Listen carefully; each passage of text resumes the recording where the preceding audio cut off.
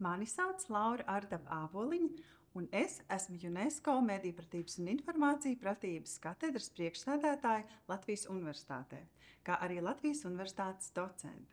Šodien es jums pastāstīšu par cilvēkcentrētu domāšanu un kāpēc tā ir ieguvusi īpašu aktualitāti mākslīgā intelekta laikmetā. Pēdējos gados uzmanības centrā ir iekļuvis mākslīgais intelekts. Tas vienlaikus gan fascinē, gan biedē, tas sniedz milzīgas iespējas un, protams, rada arī milzīgus draudus. Tieši tā pretrunīgā daba raisa ļoti lielu interesi un uzmanību, tostarp gan skolēnu, gan pedagogu lokā. Tas ir ļoti populārs temats pēdējos gados. Tomēr viens ir pilnīgi skaidrs – mākslīgais intelekts ir ieradies mūsu dzīvē uz palikšanu. Kā jau minēju, izglītības jomā tas ir nesis daudz izaicinājumu.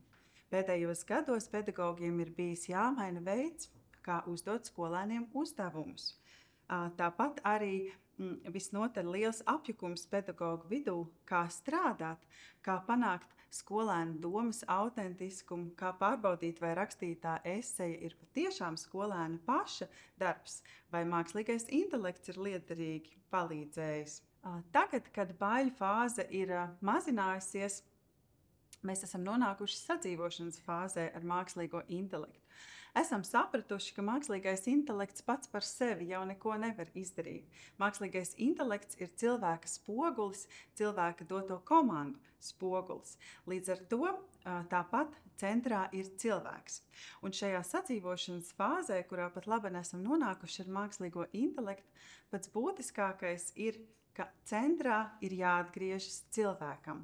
Un šo sadzīvošanas fāzi mēs varētu dēvēt kā cilvēkcentrētu sadzīvošanu. Un tādēļ es arī vēlos pastāstīt, kas ir cilvēkcentrēta domāšana un kāpēc tā ir tik ļoti būtiska mākslīgā intelekta laikā, kurā mums ir jāapzinās gan iespējas, ko tas dod, gan arī visu lielo klāstu dažādu draudu.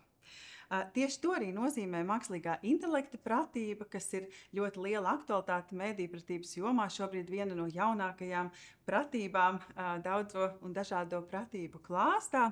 Mākslīgā intelekta pratība nozīmē maksimāli izmantot priekšrocības un mazināt kaitējumu jaunajos apstākļos, kad mākslīgais intelekts ir ieradies mūsu dzīvē uz palikšanu.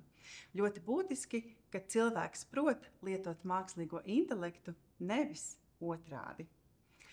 Vienmēr jāatceras, ka centrā ir un paliek cilvēks, nevis tehnoloģija. Un ļoti būtiski un pārsteidzoši ir tas, ka tieši publiski ienākot mākslīgajam intelektam, sociālajās zinātnēs ļoti aktualizējies jautājums par to, ka mākslīgā intelekta apstākļos cilvēka vērtība kļūst lielāka, cilvēka vērtība pieaug. Jo mākslīgais intelekts var izdarīt ļoti daudz lietu mūsu vietā, ļoti daudz tehnisku lietu, arī ārkārtīgi daudz tiek runāts par gan esošām, gan nākotnē gaidāmām izmaiņām darba tirgū, kur mākslīgais intelekts dara praktiskas lietas mūsu vietā. Bet aktuālākas kļūst tieši cilvēkam raksturīgās unikālās lietas, kā piemēram patiesa empātija, kā īstenis radošums, tādas īsti autentiskas idejas vērtība tieši šobrīd pieaug. Tāpat arī tikai cilvēkam ir raksturīga īsta dzīves pieredze, kā arī tāda patiesa kontekstuālā domāšana, kurā tiek ņemts vērā gan kultūras fons, gan mūsu vēsturiskā atmiņa, gan sociālā atmiņa, tas arī ir pa spēkam tikai cilvēkam. Līdz ar to cilvēka nozīme mākslīgā intelekta laikā būtiski pieaug. Un tāpēc arī arvien aktuālāka kļūst šī domāšanas pieeja, ko sauc par cilvēkcentrētu domāšanu. Cilvēkcentrēta domāšana ir pieeja problēmu risināšanai, kur uzmanības centrā ir cilvēku vajadzības, pieredze un emocijas. Tas nozīmē, ka pirms lēmumu pieņemšanas tiek mēģināts izprast, kas cilvēkiem ir svarīgi, kā viņi jūtas un kā risinājums var uzlabot viņu dzīvi. Un mākslīgā intelekta laikmetā cilvēkcentrēta domāšana palīdz neaizmirst, ka tehnoloģijas kalpo cilvēkam, nevis otrādi. Šī domāšanas pieeja vispār sakņojas filozofijā un psiholoģijā, bet tā ir ļoti cieši saistīta arī ar tādu terminu kā cilvēka centrēta datorika, jeb lietotāja centrēta datorika, kas interneta un datoru tehnoloģiju straujajā uzplaukumā arī palīdzēja neaizmirst, ka centrā ir cilvēks vai lietotājs, nevis tehnoloģija. Līdz ar to būtiski paturēt prātā, ka tehnoloģijai jābūt būvētai ap cilvēku, nevis cilvēkam jāpielāgojas tehnoloģijai. Un kā tad cilvēku centrētu domāšanu mēs varam liederīgi pielietot izglītības kontekstā? Izglītības kontekstā, kas ir mūsu uzmanības fokusā, caur cilvēku centrētu pieeju mēs jautātu, ko jūt un domā skolēns, nevis tikai, ko mums vai sistēmai vajag no skolēna. Līdz ar to centrā ir cilvēks, nevis sistēma vai tehnoloģija. Cilvēku centrēta domāšana balstās uz 3 paļiem. Uz empātiju, kas ir spēja ieklausīties un iejusties otra sajūtās un pārdzīvojumos. Tieši empātija ir aspekts, kas mūs visvairāk atšķir no mākslīgā intelekta spējām, jo uz patiesu empātiju ir spējīgs tikai cilvēks. Tālāk ir risinājuma kopradīšana. Tas ir otrs aspekts. Tātad pēc tam, kad mēs ar empātiju esam izpratuši mērķauditorijas vajadzības, ir ļoti svarīgi kopradīt risinājumus. Kopīgi radīt risinājumu, piemēram, problēmas risinājums kopā ar skolēniem, tas ir daudz labāks, jo tas nav uzspiests. Kopīgi rodot risinājumus, mēs it kā līdzsvarojam to, kas abām pusēm ir vajadzīgs, un līdz ar to ir lielāka iespējamība, ka abas puses būs mierā un šie risinājumi patiešām dzīvē labi strādās. Un trešais ir prototipēšana un testēšana. Tas nozīmē šo risinājumu radīšana un to pārbaudi reālajā dzīvē vai un kā tie strādā. Līdz ar to rezumējot, cilvēku centrēta pieeja būtībā ir 3 soļi, kas jāievēro. Pirmkārt, ieklausīties. Otrkārt, kopīgi radīt risinājumu, lai tie nebūtu tikai vienas puses uzspiesti, un treškārt pārbaudīt dzīvē, vai un kā tie darbojas. Iztēlosimies situāciju, ka skolotājs uzzina, ka skolēni ir sabijušies par mākslīgā intelekta lietošanu un baidās to lietot visos veidos, arī tajos veidos, kas būtu tādi praktiski un visnotaļ atļauti veidi. Tāpat arī skolēni ļoti baidās atklāt, ka viņi ir lietojuši mākslīgo intelektu, respektīvi šo visu tēmu apvīt tāds liels mulsums, un par to baidās runāt gan skolotājs, gan skolēni. Un risinājums šai situācijai būtu tāds, ka pedagogs ar empātisku pieeju varētu sākt sarunu klasē par mākslīgo intelektu un skolēnu pieredzi tā lietošanā. Tā kā ļoti ticams, ka klasē būtu jūtams arī zināms klusums un apmulsums, tad šajā situācijā būtu vērts ierosināt, piemēram, tādu metodi, kas sākumā skolēni apspriežas grupās, un pēc tam skolotājam prezentē jau grupas kopīgos secinājumus vai grupas kopīgo pieredzi. Tādā veidā skolēni varētu drošāk paust savas domas, un skolotājs uzzinātu tomēr vairāk informācijas par grupas kopīgo pieredzi.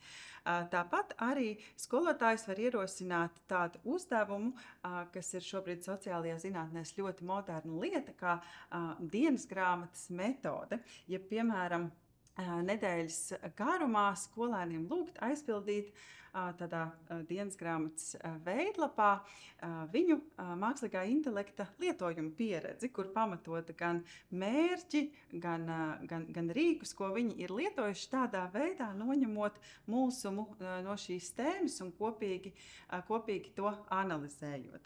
Ja ir bažas par to, ka skolēni varētu nebūt atklāti visās situācijās, tad šo dienas grāmatas metodi noteikti var organizēt arī anonīmi, it sevišķi, ja to aizpild datorrakstā, tad anonimitāti ir iespējams saglabāt.